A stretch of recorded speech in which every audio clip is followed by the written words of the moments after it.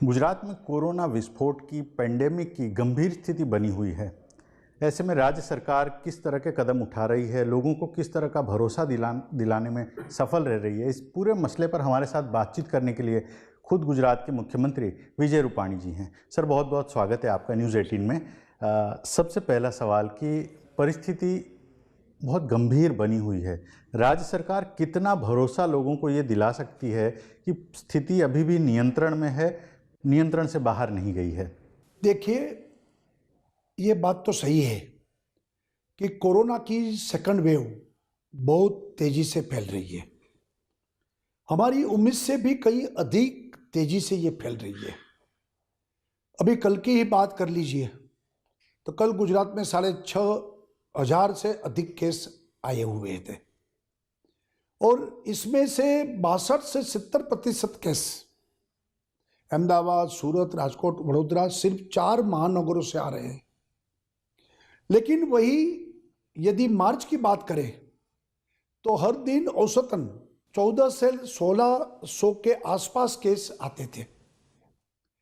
तो इस तरह से आप देखिए तो कितना मेजर शिफ्ट हुआ है कि केस के मामले में, इसलिए यह हम सभी के लिए चिंता की बात है। आज 7,500 केस आए।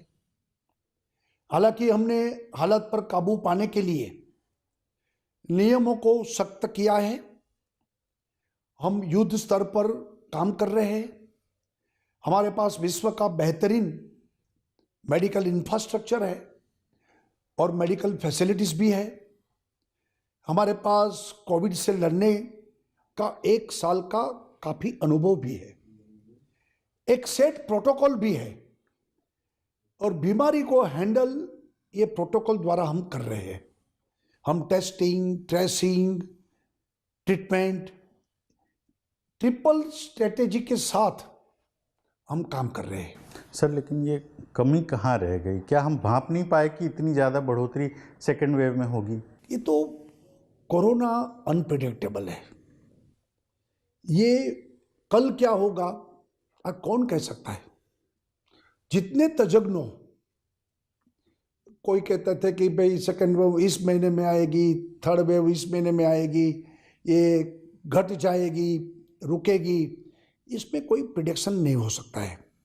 लेकिन जो हमारे पास 1 साल से जो अनुभव था, इसके आधार पर तेजी से, जैसे आज हमारे पास जितने केस है तो आने वाले 10 दिन में इतना बढ़ेगा, ये रेशियो के साथ हम इंफ्रास्ट्रक्चर को सेट कर रहे हैं। क्या कह सकते हैं कि जो चुनाव हुए, निकाय चुनाव हुए, वो जिम्मेदार रहे इस अचानक बढ़ोतरी के लिए? देखिए, निकाय चुनाव जो थे वो तो फरवरी में थे। उस वक्त तो बहुत कम केस हो गए थे। उस वक्त इतना ज्यादा केस नहीं था। और चुनाव के बाद ये पूरा तेजी से मामला, तो 20 मार्च के बाद ये मामला पूरा आ गया है। और दूसरा भी मैं कह सकता हूं कि जहां चुनाव नहीं हुए वो राज्यों में स्थिति क्या है।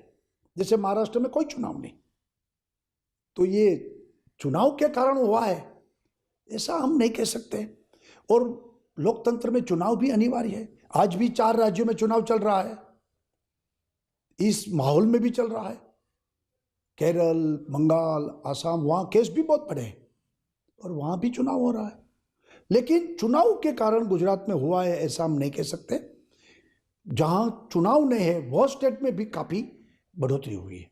सर, एक चिंता जो अभी के माहौल में सबसे बड़ी चिंता लोगों की एक रेमडेसिविर इंजेक्शंस को लेकर है। लंबी लंबी कतारें लग रही थी, अब लोगों को मिलना भी कम हो गया। आखिर इतनी किल्लत क्यों है और सरकार क्या कर रही है कि इस किल्लत को दूर किया जा सके? देखिए, ये एक स्थिति थी पहले, पिछले सप्ताह से स्थिति सुधर गई है। सबसे पहले तो मैं आपको बताऊंगा कि ये इंजेक्शन एक इमरजेंसी मेडिसिन है। इससे 60 साल 65 साल से अधिक उम्र वाले लोगों को, गंभीर बीमारी वाले मरीजों को इस्तेमाल करना सही रहेगा। कई बार ऐसा भी देखा है कि लोग कोरोना पॉजिटिव आए और इंजेक्शन मांग रहे हैं, और जो अस्पताल में जिसकी हालत गंभीर है श्वास की खास बहुत तकलीफ भी है, उनके लिए भी यह जरूरी है। तो सभी कोरोना पॉजिटिव के लिए इंजेक्शन नहीं है, ये डॉक्टरों की सलाह के अनुसार जरूरतमंद लोगों को ही लगाना चाहिए। फिर भी मैं आपको बताता हूं कि हर रोज में गुजरात में हम लोग 20 से 25 हजार रेमडेसिविर पिछले लगभग 15 दिनों से हम सप्लाई कर रहे हैं। हमने जिस वक्त कोई भी चीज की अछत होती है, शॉर्टेज होती है, तभी आपको प्रायोरिटी तय करना पड़ता है। गुजरात गवर्नमेंट ने प्रायोरिटी तय की है कि जो लोग अस्पताल में मरीज है वो पहली प्रायोरिटी गवर्नमेंट हॉस्पिटल, वहाँ हम फ्री देते हैं, आज उसमें कोई तंगी नहीं है। दूसरी प्रायोरिटी खानगी यानी कि प्राइवेट हॉस्पिटल, उसमें भी आज पूरा सप्लाई हम कर रहे हैं, वहाँ से भी कोई शिकायत नहीं है। अगर हमारे पास ज़्यादा उपलब्ध होगा जत्था तो हम जरूर लोगों को भी देंगे, लेकिन जो प्रायोरिटी के अनुसार और डॉक्टरों की जो गाइडलाइन है उनके अनुसार आज गुजरात में रेमडेसिविर सबको हम दे रहे हैं। सर, महाराष्ट्र में कल से कहें तो sort of mini lockdown Maharashtra में हो चुका है। गुजरात हाईकोर्ट में जब सुनवाई हुई, सुओ मोटो पिटीशन उन्होंने सुनी थी, तब उन लोगों ने भी कहा था कि गुजरात में ये स्थिति है कि लॉकडाउन करने जैसी स्थिति है।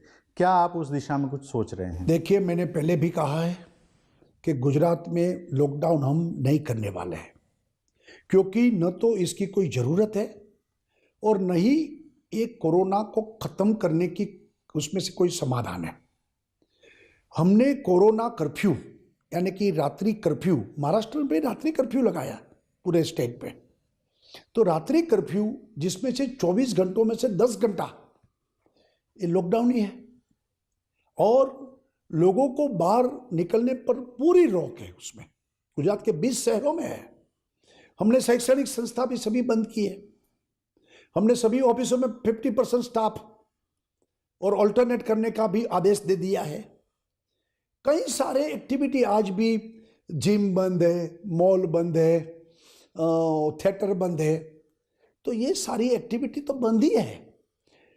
और लास्ट टाइम जो लॉकडाउन हुआ था वो पूरे देश में हुआ था। और दूसरा, उस वक्त क्या था कि हमारे पास ये नया नया कोरोना का बढ़ावा हो रहा था और ये लॉकडाउन का पीरियड 15 दिन ये समय मिल गया कि बाकी इंफ्रास्ट्रक्चर को ठीक करने के लिए।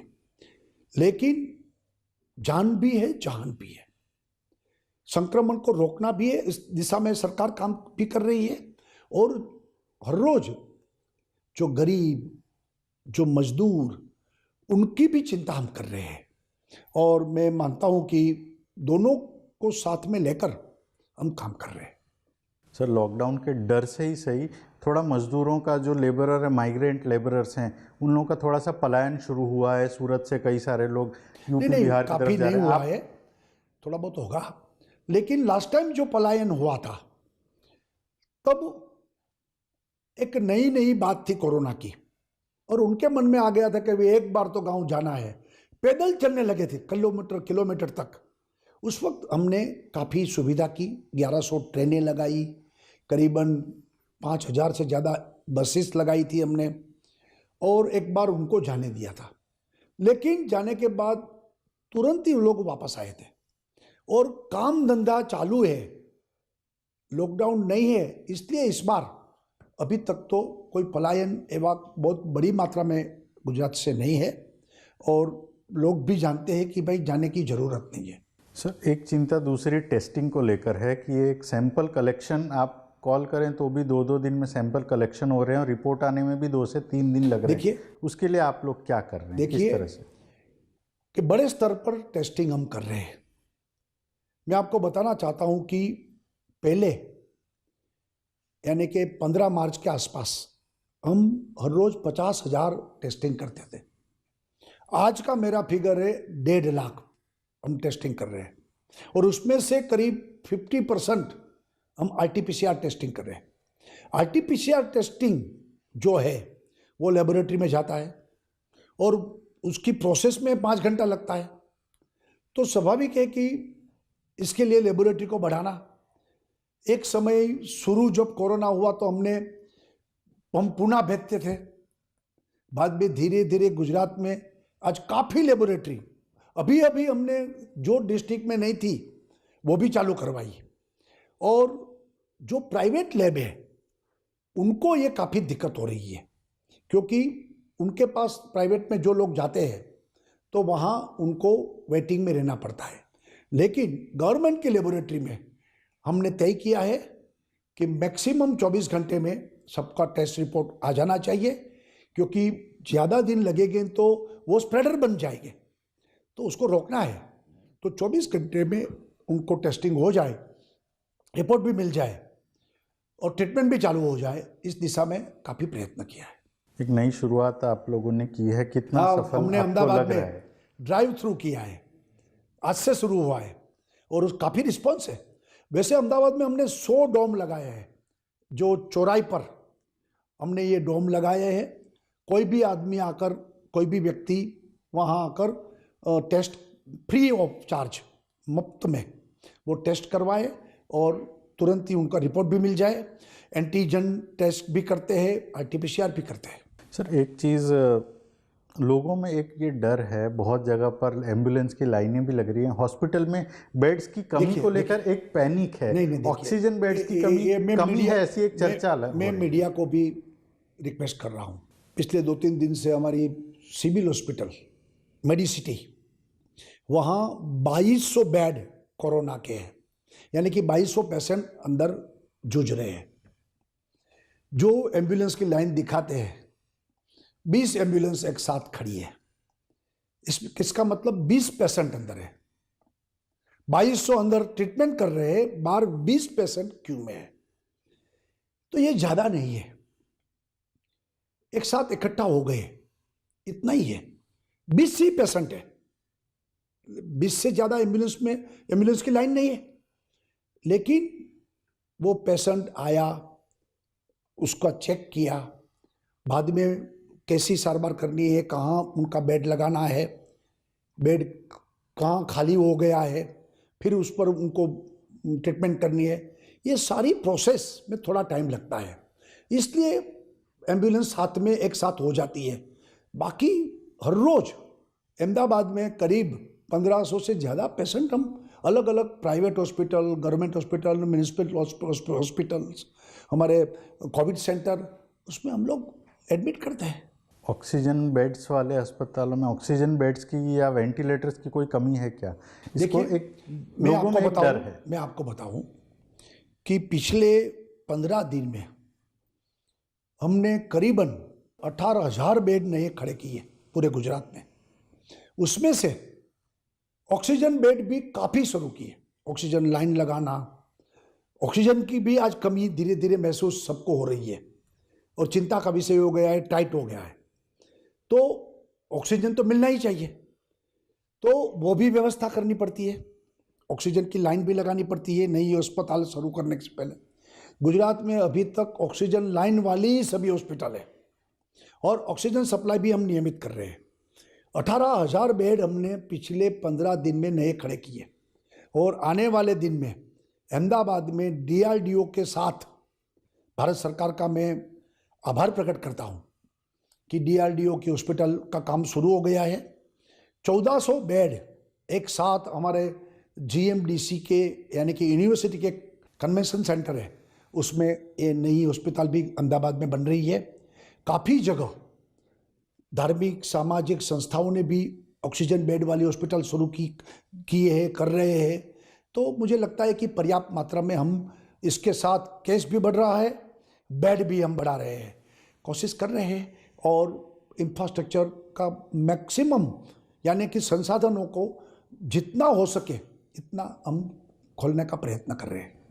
सर, इस बीच में थोड़ा सा वेंटिलेटर की भी बात करूँ आपको कि मैं भारत सरकार का आभार प्रकट करता हूँ।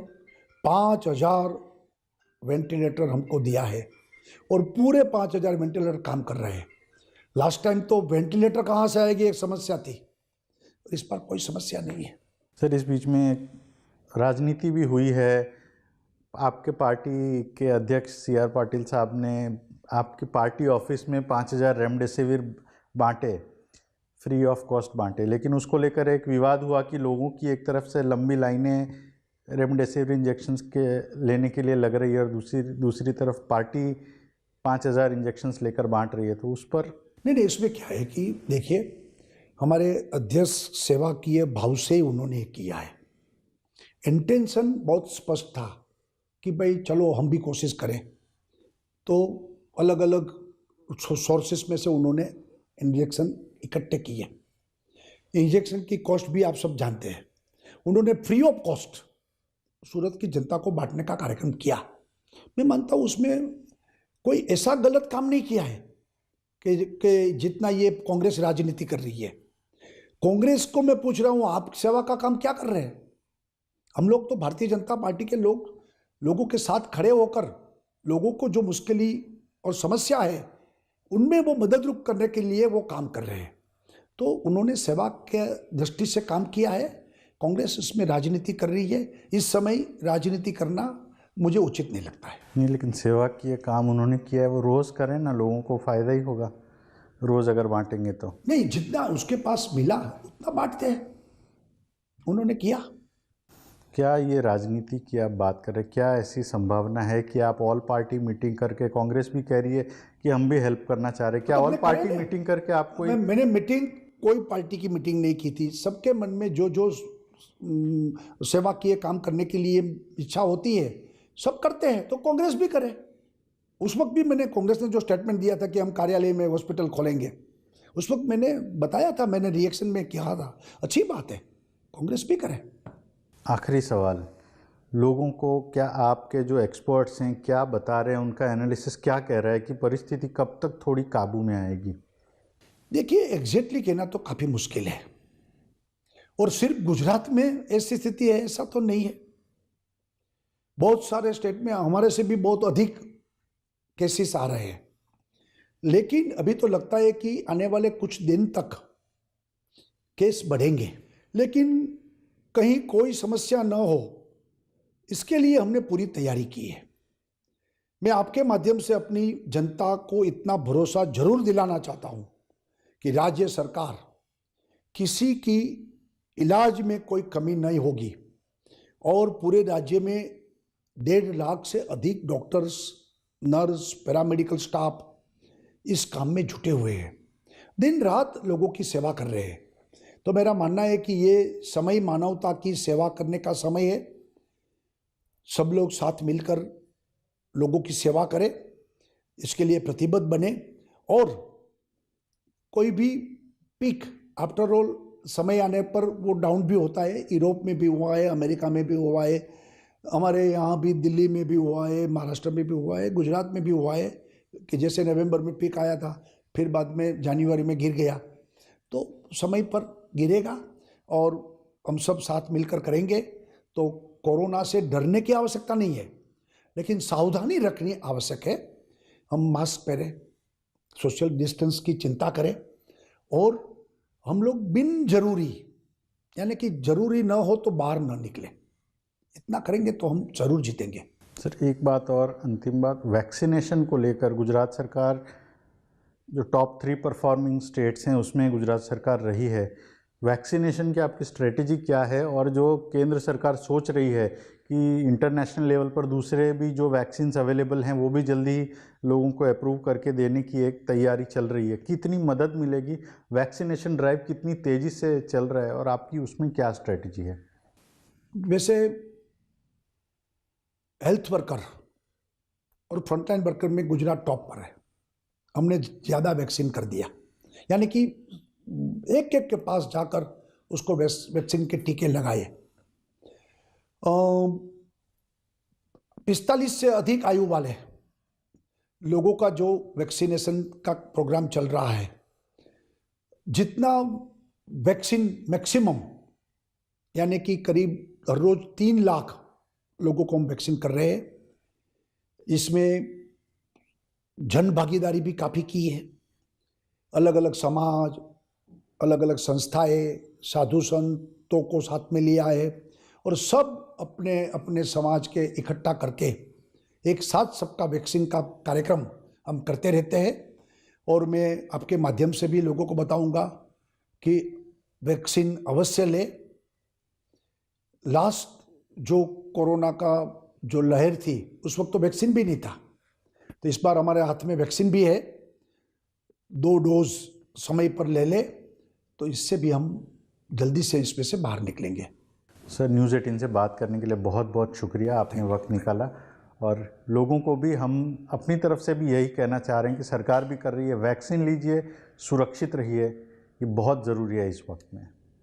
Thank you sir.